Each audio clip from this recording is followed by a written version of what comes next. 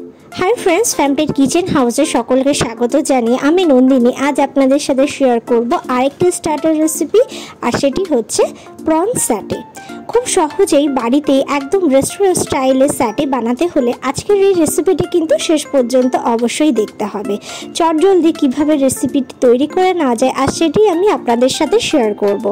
আজকের এই রেসিপিটি শেষ পর্যন্ত দেখার অনুরোধ রইল। রেসিপিটি যদি ভালো লেগে থাকে আমার চ্যানেলকে সাবস্ক্রাইব করে আমার পাশে থাকার অনুরোধ রইল আপনাদের সকলের কাছে।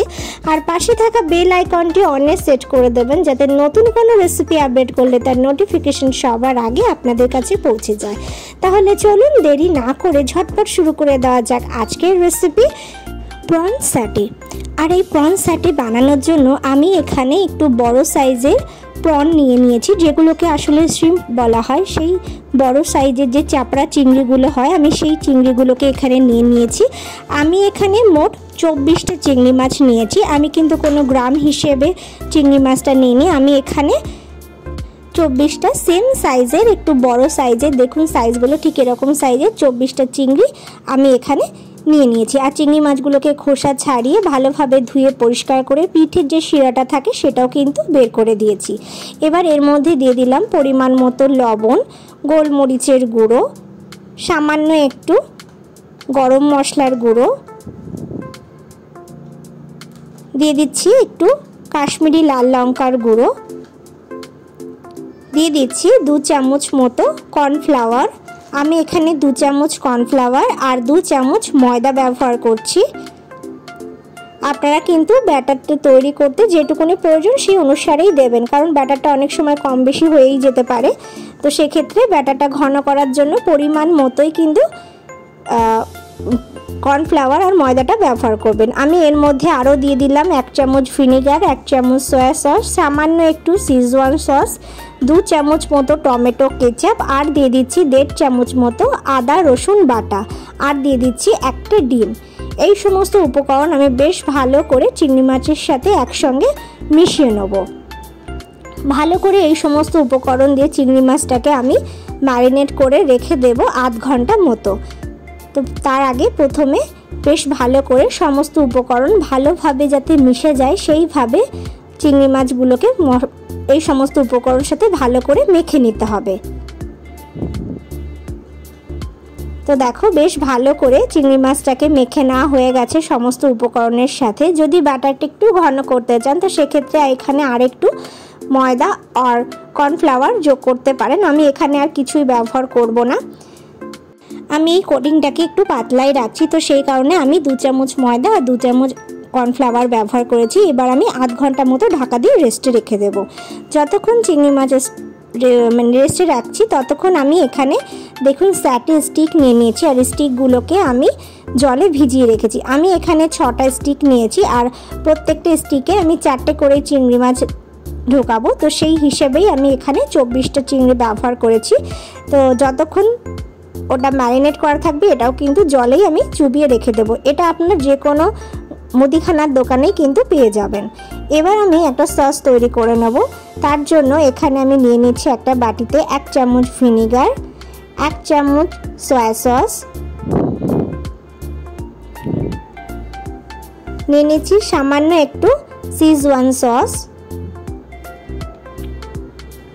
একটুখানি চিলি ফ্লেক্স,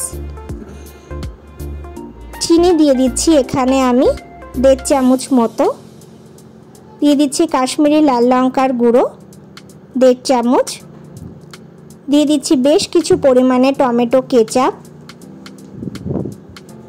দিয়ে দিচ্ছি সামান্য একটু গোলমরিচের গুঁড়ো, আর অল্প পরিমাণে জল দিয়ে আমি বেশ ভালো করে এই মিশ্রণটাকে মিশিয়ে এই সসটাকে আমি তৈরি করে রেখে দেবো।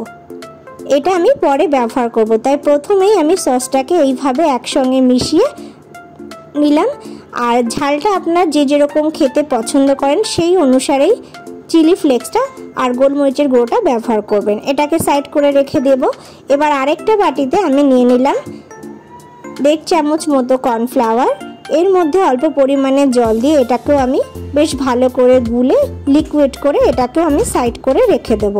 সমস্ত উপকরণ তৈরি থাকলে রান্নাটা কিন্তু ঝটাপট হয়ে যায়। সেক্ষেত্রে কিন্তু কোনো মশলা পুড়ে যাওয়ারও সম্ভাবনা থাকে না, চট জলদি কিন্তু রান্নাটা হয়ে যায়। ফিরে আসলাম আধ ঘন্টা পর। দেখুন এবার আমি এই চিংড়ি মাছগুলোকে স্টিকে ভরে নেব। তো সেই কারণে একটা স্টিক নিয়ে নিয়েছি। চিংড়ি মাছগুলোকে এবার আমি স্টিকে এইভাবে ভরে নেব।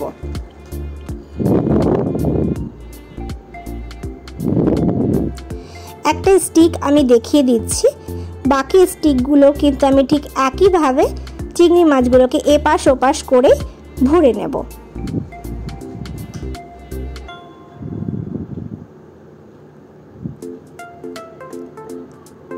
এই স্টিকগুলোকে স্যাটি স্টিক বলা হয়। আপনারা যে কোনো দোকানে কিন্তু গ্রসারি শপ বা মলে কিন্তু পেয়ে যাবেন।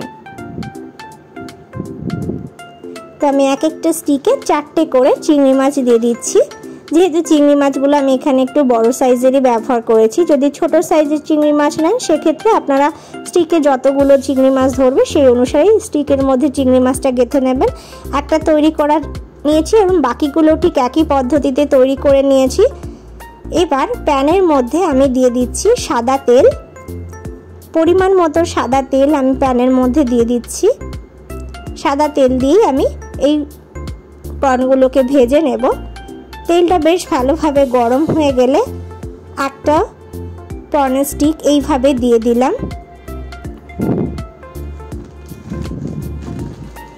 আর ওপর থেকে ব্যাটারটা চামচের সাহায্যে এইভাবে দিয়ে দেবো, যাতে কোটিংটা ভালোভাবে হয়ে যায়, কোনো দিক থেকে যাতে বেশি ছড়িয়ে না যায়, মানে পাতলা না হয়ে যায়। সেই কারণে চিংড়ি মাছগুলোকে এইভাবে এক পিঠ ব্যাটারের মধ্যে ডুবিয়ে সেই পিঠটা তেলের দিকে দিয়েছি, আর ওপরের অংশে ওপর থেকে চামচ দিয়ে ব্যাটারটা আবারও দিয়ে দিচ্ছি। এইভাবে আমি তিনটে করে দু খোলাতেই এই চিংড়ি মাছগুলোকে ভেজে নেব স্টিক সহ। তারপর উল্টে দেব। একটু লাল লাল করেই কিন্তু প্রনগুলোকে ভেজে নিতে হবে।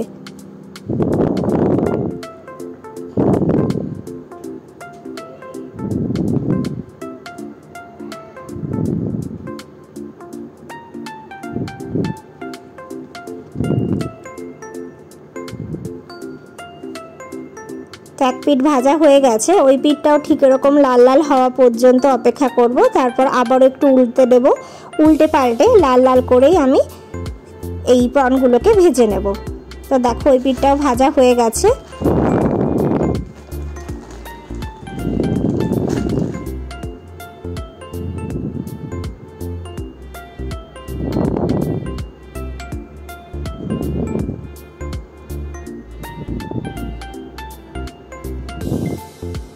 এপিট ওপিট উল্টে নিয়ে প্রনগুলোকে বেশ লাল লাল করে ভেজে নিচ্ছি। বাকিগুলোকেও ঠিক একই পদ্ধতিতে আমি ভেজে নেব, তো সেটা আর আপনাদের সাথে দেখাচ্ছি না। একটা মানে এই খোলাটা যেভাবে ভাজছি আমি ওই খোলাটাও ঠিক একইভাবেই ভেজে নেব। তো এবার চিংড়ি মাছগুলোকে লাল লাল করে ভেজে নিয়েছি। চিংড়ি মাছগুলোকে তেল ছাড়িয়ে এইভাবে স্টিক সহ তুলে নেব।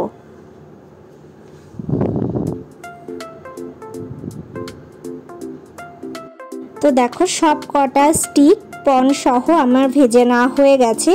এবার কড়াইতে যে তেলটা থাকে রয়েছে সেই তেল থেকে অল্প পরিমাণে তেল রেখে আমি বাকি তেলটা তুলে রেখেছি। এই তেলেই আমি স্যাটেটা তৈরি করব। যে অল্প পরিমাণ তেল রেখেছি তার মধ্যে আমি দিয়ে দিচ্ছি 2 চামচ মতো কুচি করে রাখা রসুন। আমি এখানে বড় বড় 4 কোয়া রসুন ব্যবহার করেছি, একদম বেশ ভালো করে চপ করে নিয়েছি রসুনগুলোকে। এবার রসুনগুলোকে তেলের মধ্যে বেশ ভালো করে লাল লাল করে ভেজে নিতে হবে। রসুনগুলো বেশ ভালোভাবে লাল লাল করে ভাজা হয়ে গেলে যে সসের মিশ্রণটা আমি তৈরি করেছিলাম সেই সসের মিশ্রণটা আমি এর মধ্যে ঢেলে দেব। এটা একদম হাই ফ্লেমে রেখেই করতে হবে, তাই সেই কারণেই আমি সসটাকে আগেই তৈরি করে নিয়েছি। কারণ কড়াইয়ের মধ্যে এক একটা করে সস মানে উপকরণগুলো দিতে থাকলে অনেক সময় যেহেতু হাই ফ্লেমে থাকে তাই পুড়ে যেতে পারে। তাই এইভাবে মিশ্রণটা আগে তৈরি করে রাখলে খুবই সুবিধা হয়। এবার অল্প পরিমাণে জল দিয়ে দিলাম। বেশ ভালো করে একটু নাড়াচাড়া করে ফুটিয়ে নেব সসের মিশ্রণটাকে।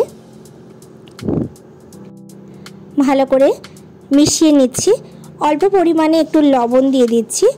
দেখুন মিশ্রণটা বেশ ভালোভাবে ফুটে উঠেছে। এবার যে কর্নফ্লাওয়ারের লিকুইডটা তৈরি করে রেখেছি সেটা দিয়ে দেবো। দিয়ে আবারও বেশ ভালো করে নাড়াচাড়া করে নেব। কর্নফ্লাওয়ারের মিশ্রণটা দেওয়ার সঙ্গে সঙ্গে কিন্তু এই সসের মিশ্রণটা ঘন হয়ে যাবে, তাই সসের মিশ্রণটাকে বেশ ভালোভাবে জল দিয়ে একটু ফুটিয়ে নিতে হবে। তো দেখো বেশ ভালোভাবে নাড়াচাড়া করে মিশিয়ে নিয়েছি, মিশ্রণটা বেশ ঘন হয়ে গেছে। এবার এই ভেজে রাখা স্টিকগুলো এইভাবে আমি এই সসের মধ্যে দিয়ে দেবো। তারপর বেশ ভালো করে একদম লো ফ্লেমে আমি এখন রেখেছি, এইভাবে সস দিয়ে এই প্রনগুলোকে স্টিক সহ কোট করে নেব।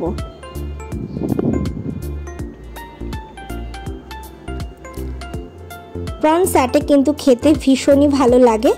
আপনারা যদি না খেয়ে থাকেন এইভাবে অবশ্যই বাড়িতে ট্রাই করে দেখতে পারেন। আশা করছি আপনাদেরও কিন্তু ভীষণই ভালো লাগবে। সন্ধ্যাবেলার জল খাবারে অথবা বাড়িতে কোনো ছোটোখাটো অনুষ্ঠান থাকলে এইভাবে কিন্তু আপনারা এই রেসিপিটি তৈরি করতে পারেন। গ্যাসের ফ্লেমটাকে কিন্তু একদম লোতে করে রেখেই আমি এইভাবে প্রনটাকে সসের মধ্যে কোট করে নিয়েছি। 2 মিনিট মতো আমি এই রকমভাবে 2 থেকে 3 মিনিট মতো এইভাবে নাড়াচাড়া করে সসের কোটিং করে নেব এই প্রনগুলোকে। আর এপিট ওপিট একটু উল্টে নেব। ওপর থেকে একটু ধনেপাতাও ছড়িয়ে দিচ্ছি। এটা কিন্তু সম্পূর্ণ অপশনাল, আপনারা যদি ধনেপাতা খেতে না চান তো নাও দিতে পারেন, তবে ধনেপাতা দিলে এর টেস্টটা খুবই ভালো আসে, আমার সেটা মনে হয়। তো সেই কারণে আমি এখানে ধনেপাতাটা অ্যাড করলাম। এবার আমি আবারও একটু উল্টে দেবো। তো প্রন স্যাটে কিন্তু একদমই রেডি হয়ে গেছে সার্ভের জন্য। আমি আরেকটু মানে পাল্টে দিচ্ছি, যেহেতু ওই পিঠটা অনেকক্ষণ ছিল। তো এবার আমি এই পিঠটাকে উল্টে আরও 2 মিনিট মতো রাখবো, তাহলেই কিন্তু একদমই রেডি হয়ে যাবে। ব্যাস উল্টে দিয়েছি। এবার আমি এটাকে সার্ভ করে দেবো। আজকের এই রেসিপিটি আপনারা বাড়িতে ঠিক এইভাবে তৈরি করে দেখতে পারেন। আশা করছি আপনাদেরও ভীষণ ভালো লাগবে।